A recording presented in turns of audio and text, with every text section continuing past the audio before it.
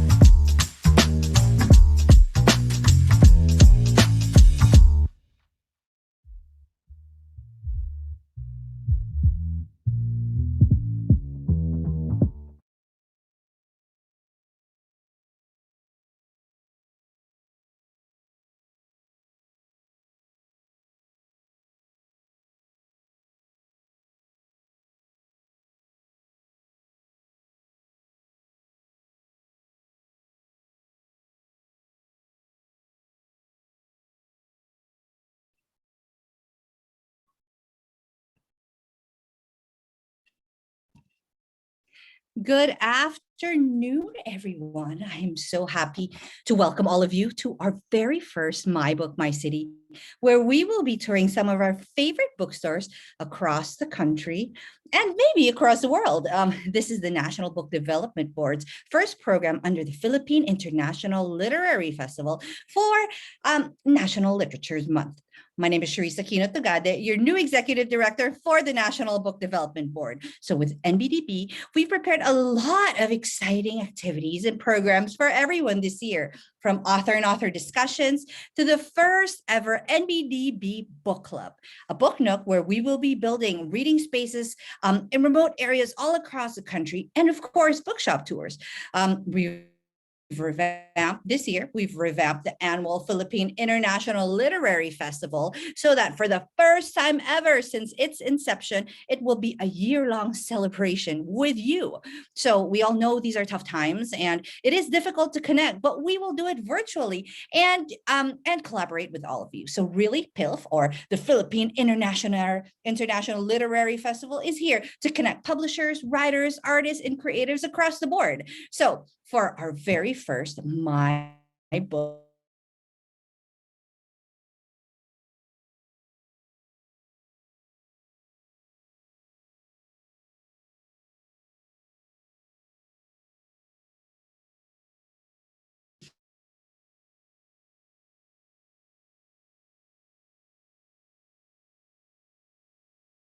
secret profit organization, Komiket team. It really is a space that serves as both Komiket's office, where they hold workshops. They actually just had a workshop earlier, like 10 minutes ago. And it's also a bookshop for locally published comic books. We're excited to get an intimate tour of the secret headquarters by Paolo himself. So what better way to start our virtual bookstore tour than with an exclusive look at the secret headquarters / bookshop, brimming with the works of some of our favorite comics. So with that, I give the floor to Paolo. Hey, Paul. Hello. Hi, Charisse. Hi, everyone. How are you? Thank you for inviting me and sharing our not so secret space anymore with Secret HQ. Yes. Yeah. Hello. Okay. Hey. So I heard you just had your workshop. You just finished a workshop. Yes. We just finished the first day for the Pickoff Creators Lab. So where the official selection are going through a storytelling workshop. And yeah, it was a fantastic first day. Yay. All right. So tell us, okay, so where are you? And tell us about your not so secret headquarters. Okay, so the secret HQ is right in the middle of Poblacion. So we have, let's say, we have a view of Poblacion over there. And yeah, we've been here since the last quarter of 2019. So we're a relatively new space. And we just opened right a few months before the pandemic, but we've been good. We've been good so far. Nice. And you tell me, I had spoken to you a few times, and you were telling me that this is also your office and kind of your sacred space. And I'm looking behind you, and I'm seeing all of these books. Can you tell us a little bit about what's behind you? Okay, so the reason why it's called Secret HQ is because the way that Komiket has operated since its beginnings was always about, we are a very secretive group, and we always do our plans first until we're really sure of launching whatever project we have. People always get surprised that we're doing these things. So that's why we gave a name to it, to that kind type of character, and that's how Secret HQ came to be about. And it's partly an office, and it's partly also it's mostly our comic book store, which is filled with local and independent and published comic books by Filipino creators. And behind me, now this is my corner. So what we have here is some of my collection over the years. So I have some graphic novels from the US and Japan, and I have more comic books and graphic novels which are made by our local creators. So I'm a comic book creator myself, but I'm also a comic book collector. So I've been keeping, I can't track everyone, but as much as I could, I try my best to support our local creators. Nice. How long have you been collecting comic books? Well, my birth year for as a creator is 2012. So I've been creating comics. I've been writing for comics since 2012. My first comic book is Noodle Boy with Tapay Pascual. She was the one who introduced me because we were working in the same ad agency, and her thesis in UP Fine Arts was this graphic novel, which I have here. It's called Mactan 1521. So this was her thesis, but it was picked up by Visprint. They're one of our local publishers, one of our three major local publishers here in the Philippines. And that's how it started. I attended one of the local Comic Cons, fell in love with the space, with the community, because they're just like me. So I loved to write stories. I love to tell stories, and there were people who were just like me that were creating stories, selling their stories, and there were people who were buying the stories. So that was the joy and the love of for the comics community. That's how it started. Nice, nice. And who are the three main publishers? I mean, I don't really know much about comics, so kind of if you could give me like a throw me into the fire and let me know like how it all started and like what's the scene like? Okay, so the comics community is mostly independent. So Okay. it's like, I would say it's 80 to 90% independent, wherein you have people like me, regular people like me who write or illustrate and write comic books. They through their own, maybe after work or on weekends, and then during a comics event, would launch and sell their work in an event, and that will be it. And so it happens once or twice a year. And then I would say the three publishers would pick up certain titles.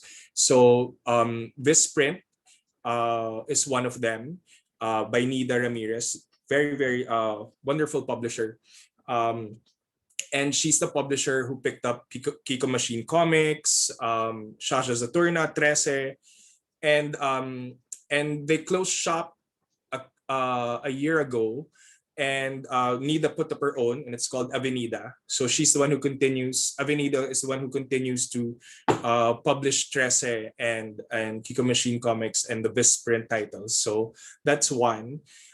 In 2015, Anino Comics, which is the comics arm of Adarna Publishing, got back to publishing comics. So they published titles like 66, Pico, 1201, Kare Kare Comics, Dead Balagtas's Tomo #1. So they are the other major publisher. And there's a third publisher from Precious Romances. that their comics line is called Black Ink, and that's the third publisher.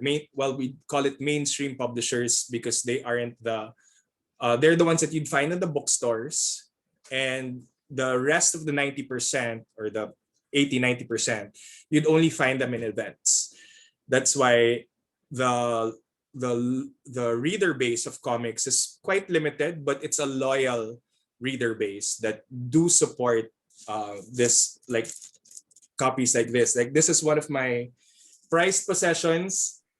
This is Jerry Alangilan's Crest Hut Butt Shop comics. Can you And put it closer so I can see? Crest Hut Butt. Okay. All right, cute.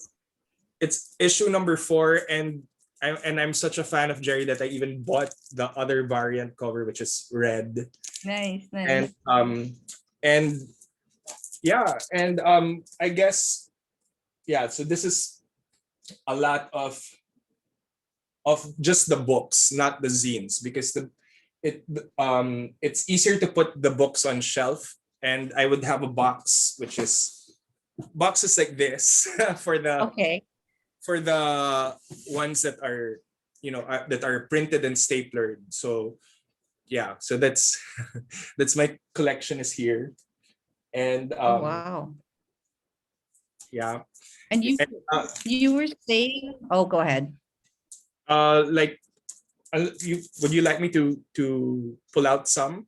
Surely, surely. So everyone can see. Okay. So, but I'll start with one of my favorite creators, and that's JP Palabon. His title is called Puso Negro, and the tagline is teaching good values through bad conduct. So I'm such a big fan of JP. And who do we have here? So here we have Guapo Man by Aaron Felizmenio. So this is it's more of an action, not really a superhero type, but it's an action-driven comic book about a character who's not really guapo. He just says he's guapo, and he puts star on his face, and he's like a local superhero. Another favorite, and I'm very proud of this because Komiket was the one who published it, but it's also Trentadong Kalbo. So that's also another one. I was able to find some special copies of this one. It's hard to find. It's Trese's Book of Murders. Oh, wow.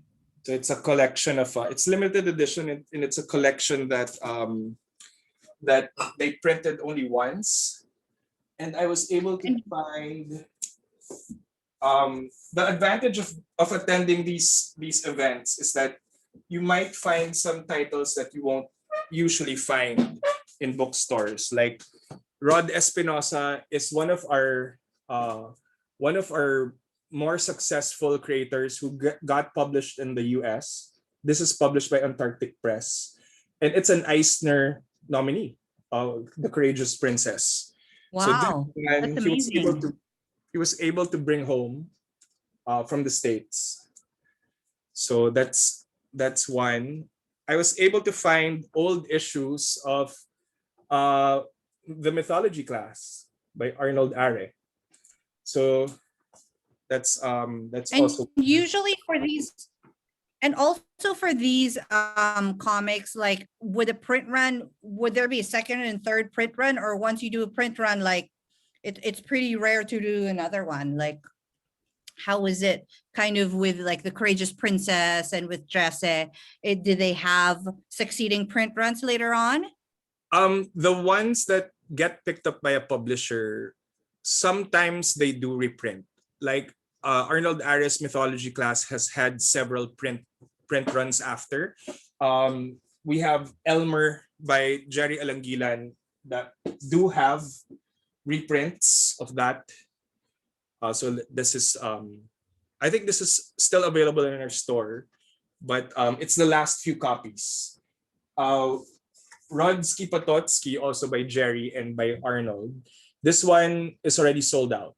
So I think they only had one print run with this. This one won the National Book Award in 2016, I think. Yeah, Okay. 2016. Oh. And so most of it doesn't get reprinted unless it's like a demand for it, like mythology class or Trece. Those are the ones that get reprinted.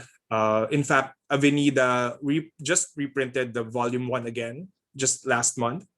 So it does get reprinted sometimes. But for the zines, sometimes it depends on the creator. If they do decide to exhibit again, they would reprint. But sometimes the creators stop creating, and sometimes life happens. They have to take on jobs, or they run out of steam. That's why I guess you could say that with all Filipiniana books that it's always limited edition. Okay. My And tell collection me, is I just kept the graphic novels and the Filipiniana. I think I already donated all my other books, but I just kept what is close to my heart. and all of these, are these available at Secret HQ? Like if we wanted to get a copy, then would it be available there? Is it like a constant, like you're looking for the, the rarest copy and just putting it in your space so that everyone can kind of see all of it in one store? Well, some of these titles we still have, but some once Okay. they're sold out, that's it. We've been having inquiries for Arnold Aris, Martial Law Babies, or Halina Filipina, and that's out of print. Or even Trip to Tagaytay, which is already reprinted, and that one's out of print. Yeah, it always comes and goes. So when if even with the indies, the creators are the ones who decide until when they want to sell their titles. That's why it's always good to, if you're a fan of the comic book, it's always recommended to get one while at the beginning, because you could always run out of stock. Okay. All right. How interesting is that? Also, maybe you can let us know a little bit about Komiket. Some of the viewers might not know, and I know it's such an important platform for growing the comic book industry in the Philippines. So tell us a little bit about it. But before you do that, we want to see your space. So if you can give us just kind of a pan of your secret, not so secret HQ. Okay. So this is well, that's my shelf behind me, but this is the entire secret HQ, and this is like half the size, because we were occupying a bigger space when we started, but because of the pandemic, we just had to keep the essentials, and half of the space that we had was a workshop space, because we were having book launches and workshops. But because of the nature of the pandemic, that we had to close our doors to keep everybody safe as well. We just occupied this smaller space and just kept the bookstore, and that's what has been keeping us busy while we still get to do the jobs that we do, because most of it before the pandemic was more on our comics and art markets, which we've been holding around the country in 7 cities nationwide. And we actually pivoted to what we truly love, which is publishing. So we've started publishing. We've put up an international comics festival to push comics creators and their graphic novels front and center for the rest of the world to know. And that one is it's an amazing job, and we hope to get to do it for as long as we can, because we don't know right now because of the way things are, and it's very uncertain. But it's been very encouraging. We've been getting a lot of support when we just said, let's create a comics festival, an international comics festival. Are there creators who want to get to grow their readership and hopefully outside the borders of the Philippines? And there were. And then when we said, okay, we're launching the festival, are there other people like us from other countries? And there were, and we made friends, and that's how we got our international jury, who are based in Japan, Australia, the UK, and we met publishers in Singapore, France, and the US, and we met creators from Southeast Asia. And we're actually the only one in Southeast Asia that has an international comics festival, and we're the only comics festival that develops the IP with the creators. So we helped. So that's also Very something. important.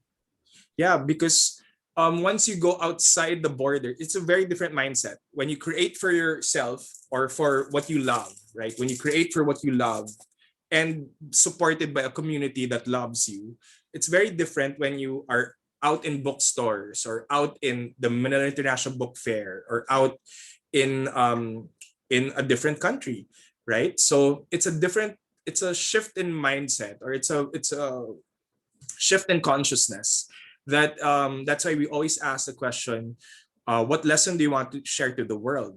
And you tell that story because that's a story that the world deserves to know. So it's a very different mindset, and we've been getting a lot of good stories, a lot of great stories that the world does deserve to know, and that there's a lot of talent here. So we're hoping to hopefully help the creators and hopefully position the Philippines as a country of great storytellers in graphic literature, and that's a dream, that's the goal. And how long have you been doing this, the international festival? How many years has it been? Okay, it's on our second year, Okay. and we're doing our third call for entries for the third year this end May. And the Komiket has just been alive for 6 years. We're actually on our sixth year because So we started in 20. before the I think we skipped the entire why Komiket.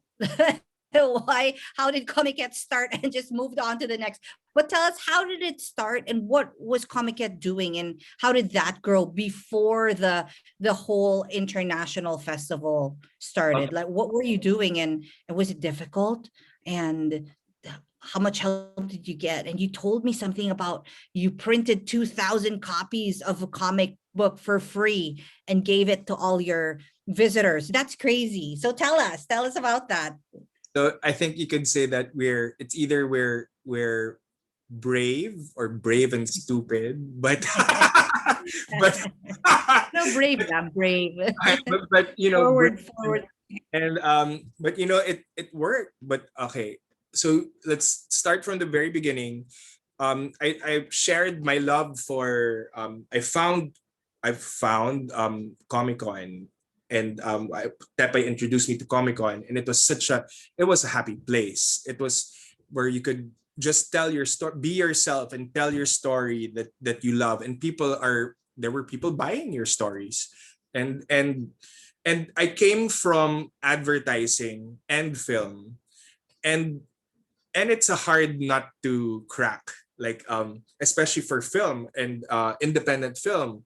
And it's at that time it was so hard to get audiences to watch your film, and when you create an advertising campaign, it's also the level of work that gets approved is, it's like months of work. And here was a space that you just had to be yourself, and you just had to tell your story, and there are people who will support you, and that's why it was a happy space. So I made a couple of graphic novels with Tepay, and I think I have one here, and this one is, I think this is a limited edition one because we don't print it anymore. But This is Buhay Habang Buhay. The translation is Life After Life, the English translation. But this one was a film script that that Tapay illustrated as a graphic novel, and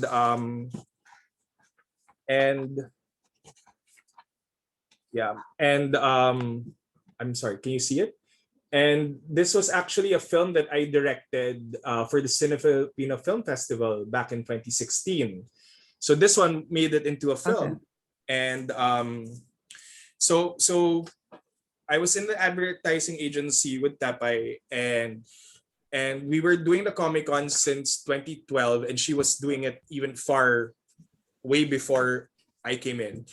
And around 2014, I think it was their 5th anniversary of the group, and it's called Meganon Comics. And like we were thinking that we were hitting a ceiling, that we were talking the same readers, we were selling the same number of copies because it was a bubble, and we were wondering if there were readers outside the Comic Con. So what we did was we formalized as a company, and which Tapay owned. So the Meganon Comics became Meganon Comics Publishing House, and we started with our savings from the indies. We started to publish. So we self-published ourselves. That's why it's called self-publishing. But so we published our titles. That we had 4 titles, and then but we started to decide on self-publishing when 3 things started to happen. The first one was that when we reached out to MIBF and they said, okay, there's 1 slot left. We have just 1 booth. It's way in the back by the corner near the stage. Do you want it? And I met with them, and we brought our comics, which looked like this. It was like staplered, and they go, oh, wait, it has to be books. You have to sell books. You can't sell the zines there. Okay. So that was one. We met with Fully Book, and they wanted to carry us too. And this is a time when there are very few, hardly any Filipino publishers in Fully Book. So they also said, okay, we want to carry you, but you have to be books as well. And To Go, the shipping line, also said, we want to carry you in our ships. We want to try it out to see if comics will work in the shipping line. And but it has to be books as well. So that's what led us to, with all of our savings from the previous sales of our comics, we published it, launched it at the MABF, with friends, with Comic Con, with Jerry Alangilan, with Aaron Felizmenio, and our friends. And it was a big amount for us because we were just, how much is a table at a local comics event? It's not that much, but a booth in MIBF is like way expensive, especially for non-publishers like us. And we took a risk. We even paid for a tarp that had an arrow pointing down and saying comics, because how can you find us in a sea of the whole MIBF, right? And it worked. We were able to sell our comics, earn back the cost of the booth, and pay our printer the remaining balance of how much our comics costed for the printing. And that's how we started. And we went to different schools. We attended different literary events and art markets, and we realized that there is a market for comics outside our bubble, outside where we were just selling. And it's a matter of just going out there. And that's what we were doing. And the year after, in 2015,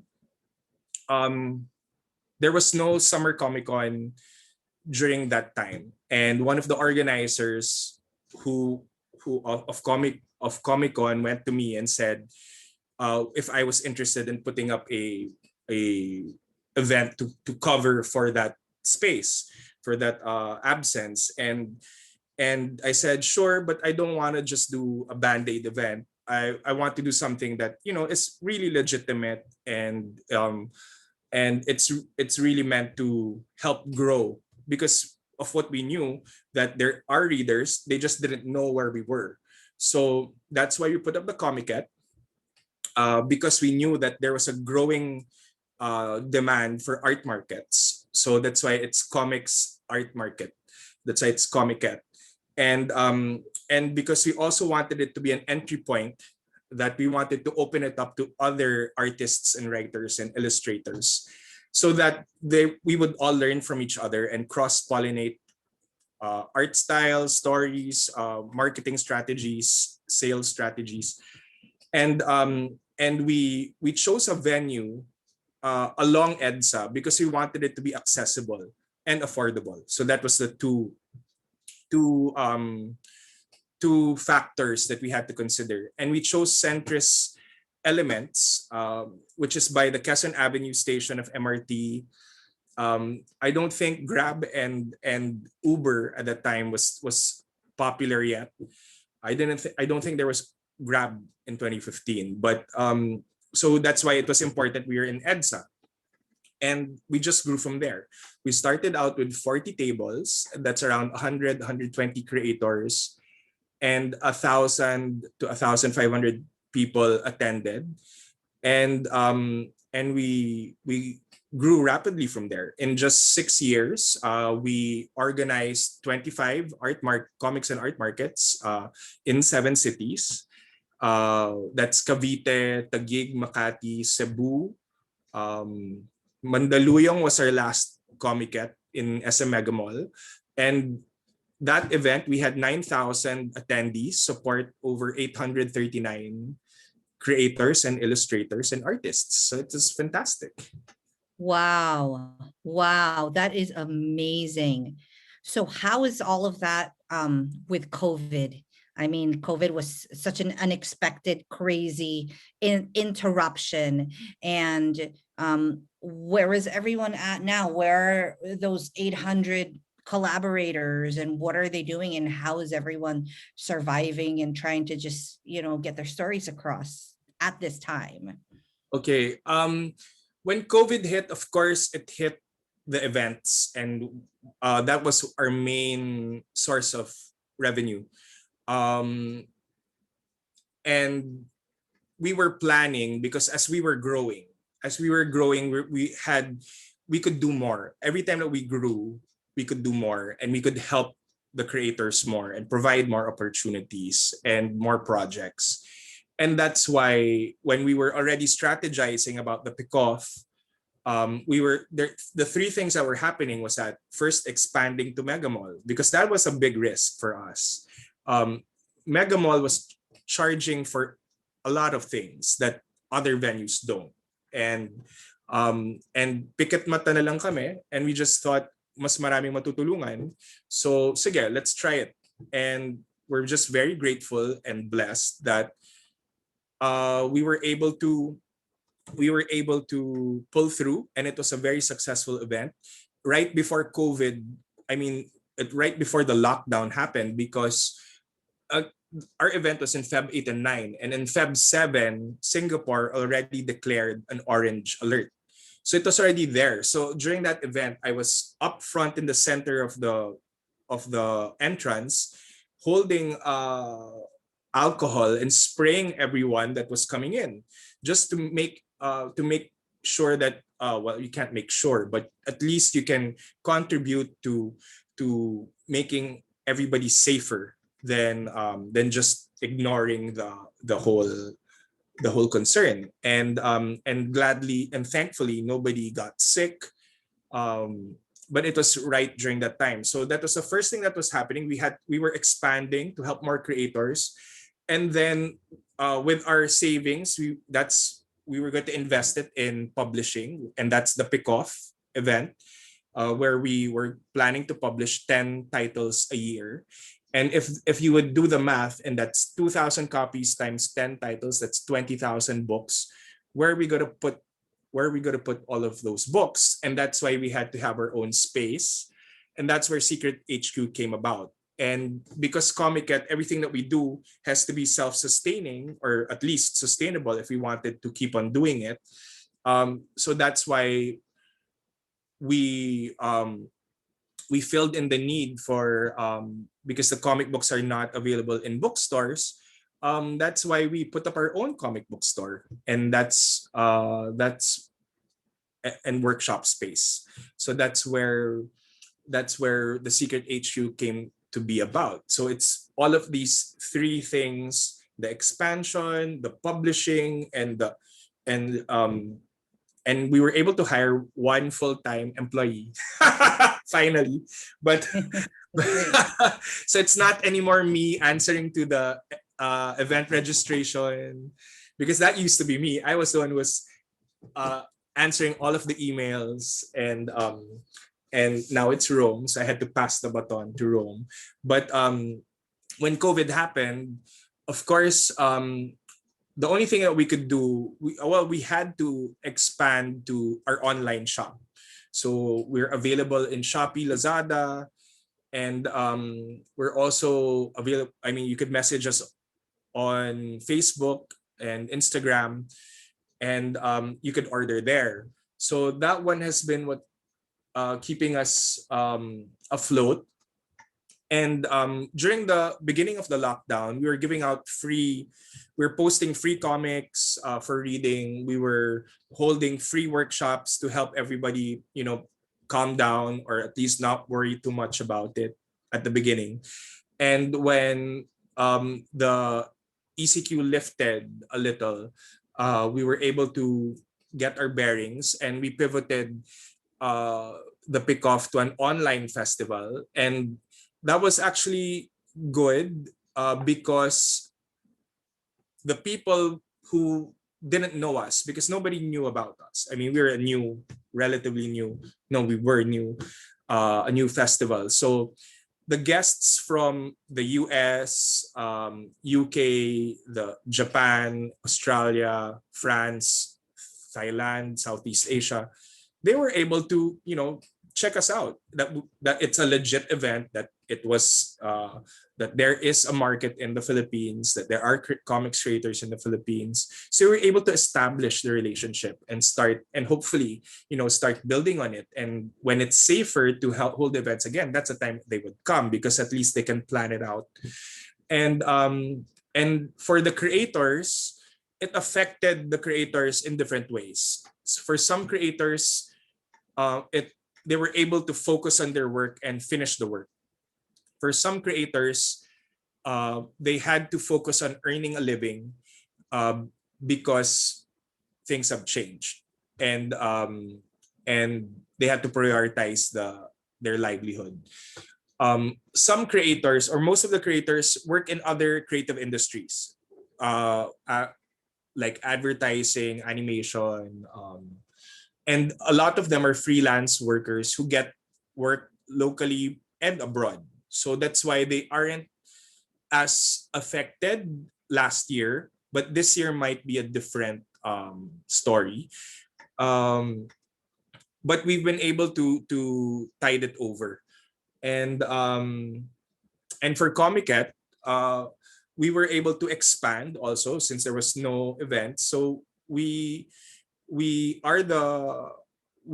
able to do what we truly love doing, which is publishing and IP development. So we're the only festival in the world that helps the creators develop their IP, and the creators keep the ownership of the IP. We're not here to write it for them or to own the rights to their work. No, it's really just helping, guiding, and helping maximize the potential of their story, so that it's, when it gets presented to other countries, I mean, it's the best that it can be.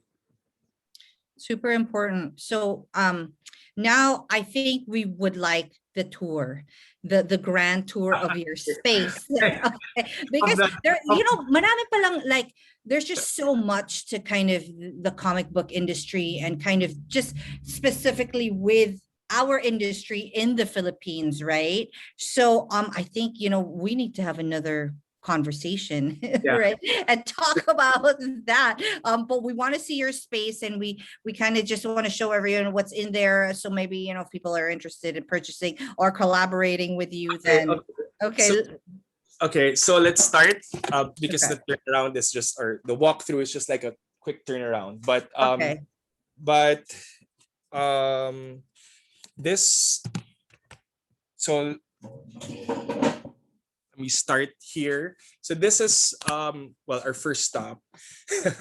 Right. We started publishing books in 2017, and it started with Comics Cum Laude. And Okay. th- Oh, it's this an anthology. yes, it's an anthology of 10 student creators who either won an award or got nominated for a Komiket award in the student category, or they excelled in the comic book creators workshop. So they were our students, and what we wanted to do is we wanted to document the change in storytelling. So if you notice that the art styles are very different. I mean, um, they're very different. So this is by Gio Duran. It's called Heart on Sleeve, and yeah, sorry, there. And so that's a that. So the reason why we publish this is because it also documents the shift in storytelling in comics, because there were prior to the Komiket, the most of the comics were either supernatural, superhero, humor, or manga, Filipino manga. And in the Komiket, we noticed that there were more slice of life, more personal stories. There were LGBT stories, and there were LGBT creators, more student creators, and that shifted also the storytelling. And even though there are still a lot of creators who tell stories through supernatural stories, or I would say reimagining our cultural stories, and um, we still have a lot of that because there's a big demand for that. And after that, so that's obviously our savings was used to publish this book. But as soon as we got the hang of publishing in that same year, so that was published in February 2017. So we didn't just want to be your average event, your average comics event, or your art market, and we wanted it to be people to be more invested in it. And that's why we started to call the Komiket a community, and we call the comics creators a community. And people weren't behaving like a community at the beginning. And in fact, we were even questioned that, are you really a community? Because a community is very different from just so we were declaring, we had to declare it that it's a community. Komiket is a community. The comics creators are a community of creators. We never communicated the comics creators as an industry, because that would mean jobs, that would mean livelihoods, and there are only maybe a handful of creators who can rely on local on creating comics as their livelihood. So this is community. What we did was, when we had a little extra budget, um, we got 24 creators from the 90s up to the present day, and some that are not even in our space. Some of them are you can only find on the digital space, social media spaces. And we wanted to we put them together in an anthology, and we gave them an honorarium to be part of it. We printed it, and what we did was, we raised our ticket price to cover for the expense, so from 50 pesos to 100 pesos, and then we printed 2,500 copies, and we gave away the 2,000 copies for free to the attendees. And with the rest, the remaining 500, we would sell it in our event. So at least we would able to help recoup the costs as well. And that's how we grew from 3,000 attendees to 5,000, 5,500 to 6,000 attendees in 2019. So from 2017, we had 3,000 attendees. By 2018, it grew to 5,000. By 2019, it grew to 6,000 attendees. So that we were rapidly increasing, and that's why we were able to do it every year since then. This is 2018, and then because we also knew that we were having more and more LGBT creators, we also declared the Komiket as a safe space. So this was we would use our posters as the cover of our anthologies, and yeah, that's how the last one that we did was the 2020. So we might be doing a 2021 issue as our ticket to the Pickoff this September. So that's how we started. And when it was working, and when the more that we were growing, that's when we decided to, since we are doing a little bit well, let's and Visprint closed shop, and there's a need for a publisher, and that's where the Pickoff came in, the strategy to have a festival to launch the books. And we had our official selection, and 2 of the 10 are already printed, and that's Doobie-Doo Asks. So this is by Bambi and Roland Amago. They're a husband and wife tandem, and they're a wonderful one. This is a wonderful comic book about their own person, based on their real life experiences as first time parents.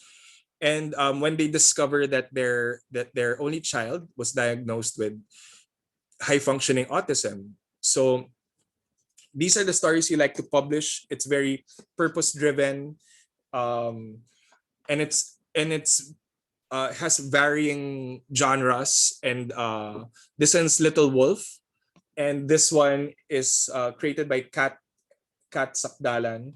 It's beautiful colored beautiful, yes. Colored pencil illustrations.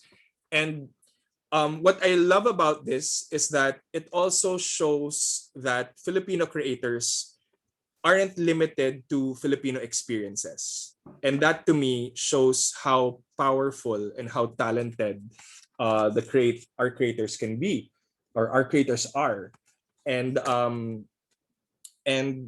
it also, it's gone beyond the discussion on what is the Filipino experience, what is Filipinoness, and all that. And it's just about, a good story is a good story, and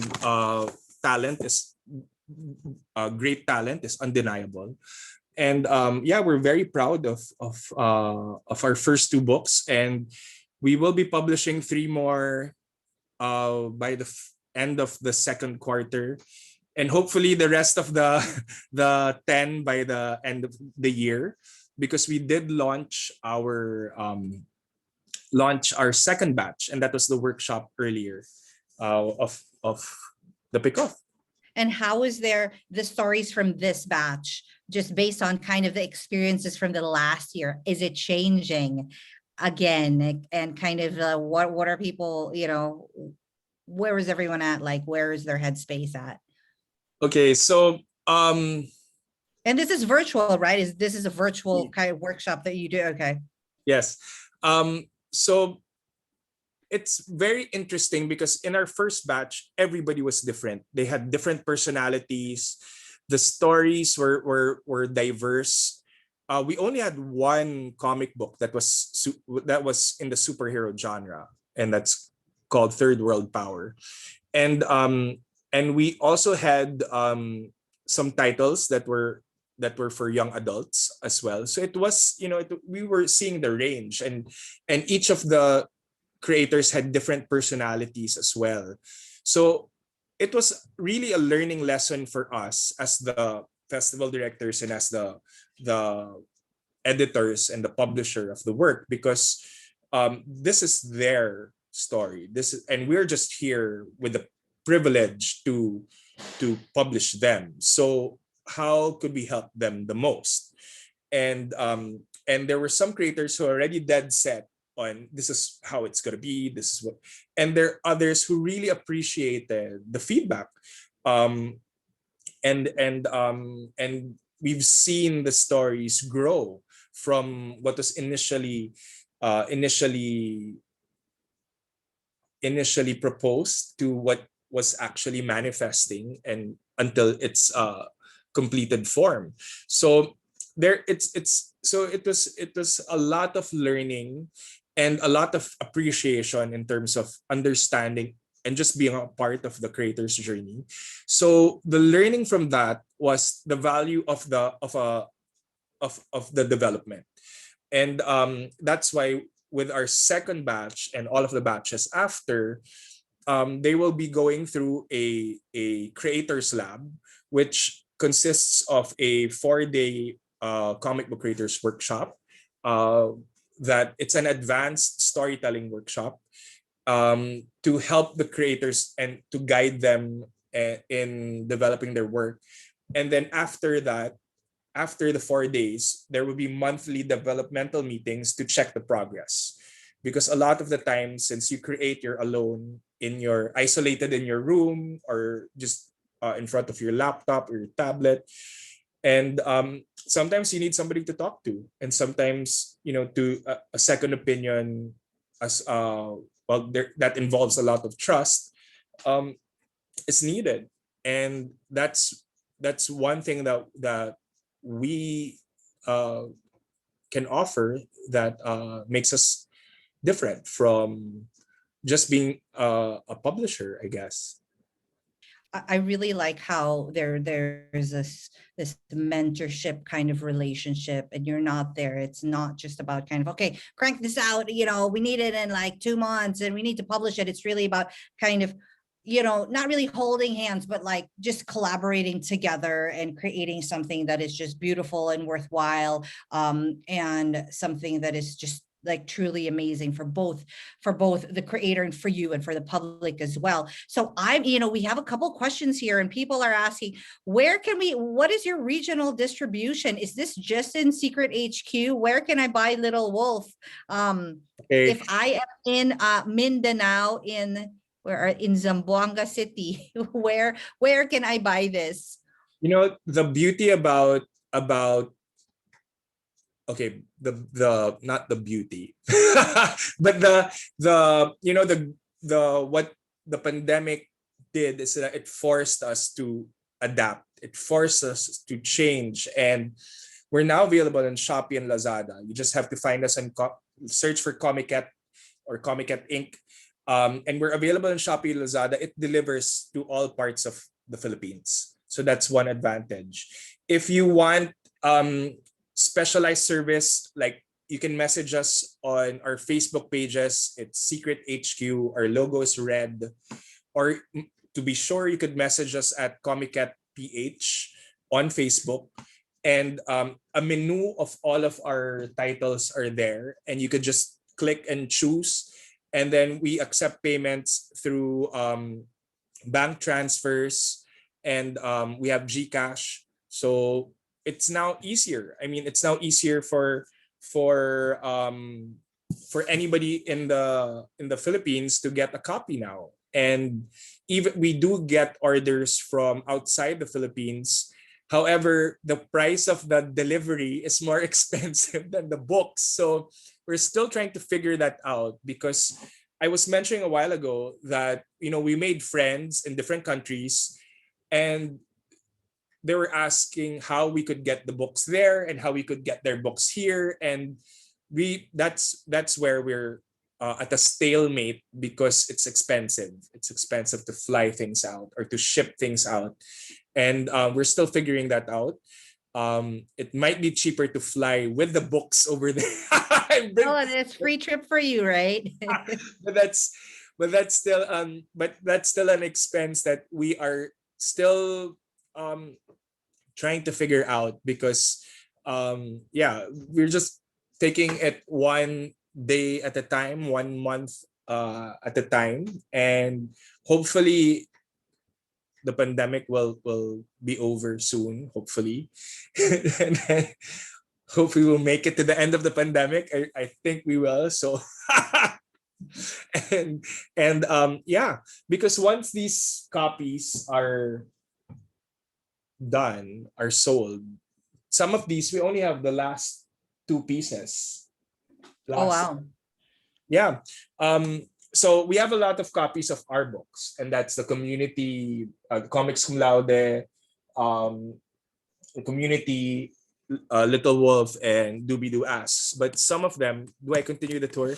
Yes, continue the tour. We have Okay. 10 minutes. So continue the tour. Show us what you have. And there are people here. This is the first time that they've ever seen a comic book shop. So they want to know what first comics do they purchase? Okay, so we have wordless comics like Rob Champ's Light Lost, R.D. Aquino's Balik Tanaw, it's an indie. We have Manik Sabrera books. We also have Kawangi's comics books. We have some last remaining copies of Trese's volume, the Tagalog version. And we have comics of the first volume, which is recently reprinted. We have the last copies of Filipino Heroes League, and the last copies of Elmer, Jerry Alangilan's Elmer and Bakokak. If you love strips, of course, there's Manik Sabrera, but I do love his 14. It's wordless. Mervyn Malonz is one of our great comikeros, and we have copies of his After Lambana. And Toto Madayag's Pucha Edi Comics. We have Shaza Zatorna and limited edition of the 15th anniversary edition. We have the last two copies of Siglo. And let's say it's a little bit yellow because it's old. But it's the last two copies. This is a National Book Award winner. I think 2003 or 4. And Jerry Alangilan is here, Arnold Aries here, Andrew Drilon is here. And I think it's just one softbound and one hardbound copy left. And we have a lot of indies. We have Paul Medina books. Patay Kung Patay is also it's a zombie, Pinoy zombie comic book, and it's one of our bestsellers. We also have copies of the 2003 Darna. It's a 3-in-1 issue. And the last remaining copies of Lastic Man, done by Jerry Alangilan and Arnold Are. We have one novel. It's also self-published. It's called Tablay. And this is part of the batch of Pickoff. So this one will be turned into a graphic novel, and we're very proud of that.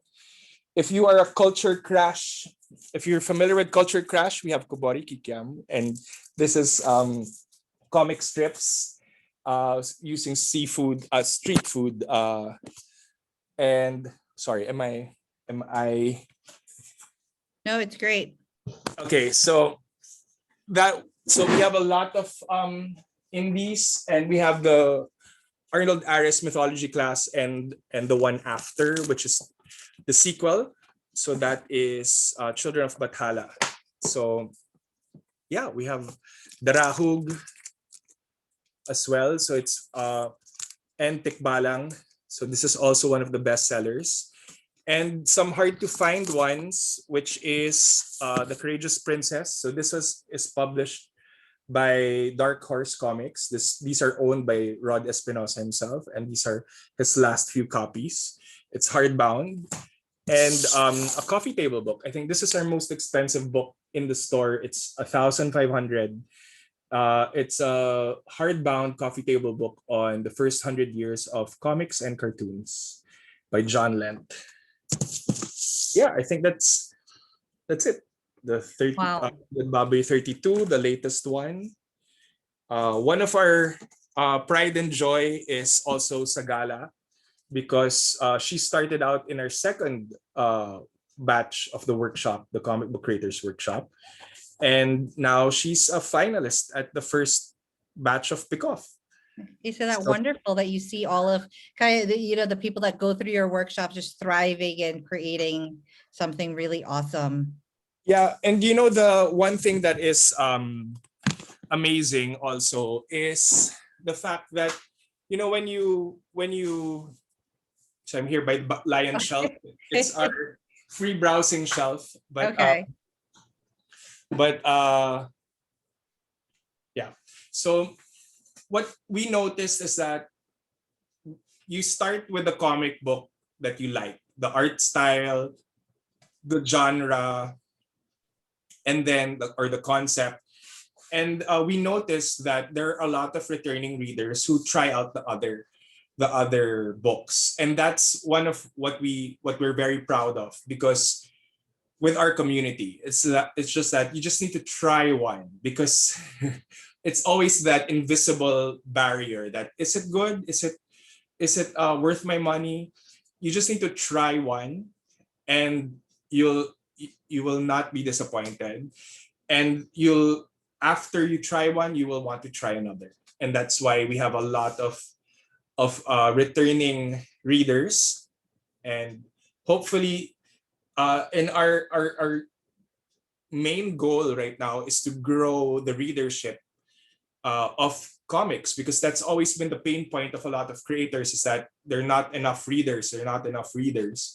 And that's why we launched the Philippine International Comics Festival, because we want to do like a Cinemalaya effect, that what it did for the film industry was, before Cinemalaya, there were less than 20 films being made.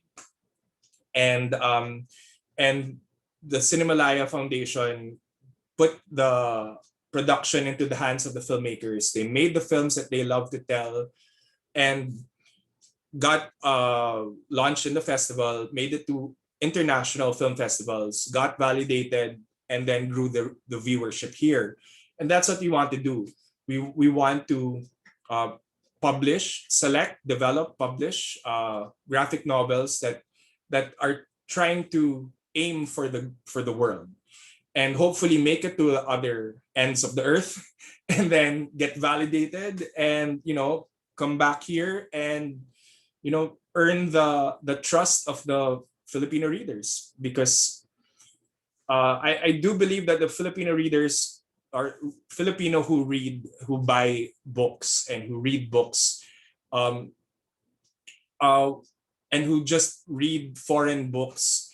They are open to local books if they know it's worth their money, if they know it hits an international standard. Because with Netflix, with Kindle, we're always exposed to what's out there. So our standard is that it should be as good as this, or else it's not worth my money. So we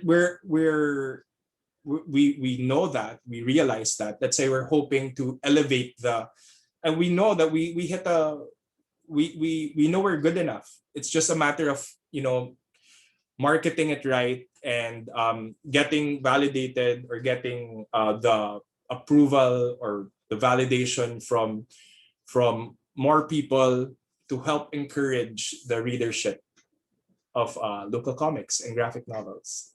Well, Paolo, I just commend you for all of your really, really good work, and just trying to grow all of this, the readership, and engaging the creatives to create more. It's not easy. This is a lot of work, and I know in the pandemic it's just been, it's a little bit different. And maybe, Kid, do you have last words? There are some people on the chat box and on our Facebook, they want to buy Doobie Doo, and Siglar, former chair Nenny Santa Romana, she just messaged she would like to purchase a copy. So please let us know your website again, and where in Shopee. Wow, what do we type in? Okay, you just search Komiket PH on Facebook, and then you'll see on our Facebook page there's a link to the bookstore, and that one, you'll get the entire menu of our books on that link. You can message us in the inbox. You can direct message us, and so that we could send you the link if you can't find it. You can search on Lazada and Shopee for Komiket, Komiket, and will appear on the search on the search button, and yeah, and then you can order from us. Yay. All right. So wonderful.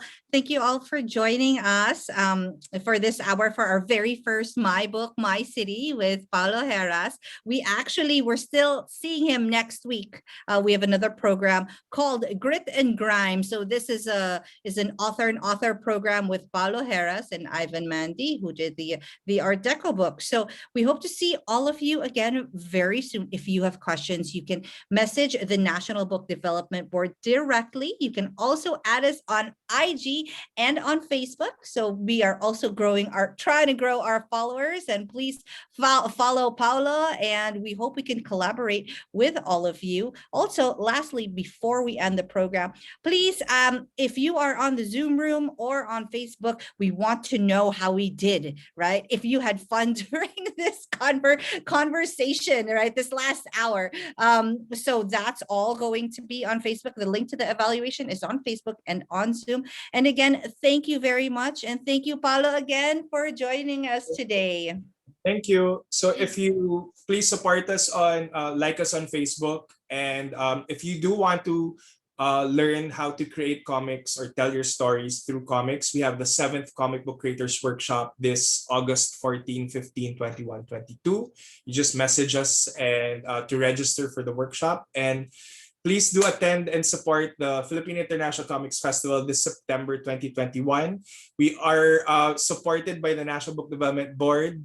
And thank you to Charisse as well, who we work with and who is helping us, because it is a huge task to do, and it's a task that we do out of the love for our community. I don't receive a salary for this. It's just it's a really an advocacy and a love for the community. So all right, thank you again, Paolo, and thank you everyone for joining us. Thank you. Take care. Bye-bye. Bye-bye.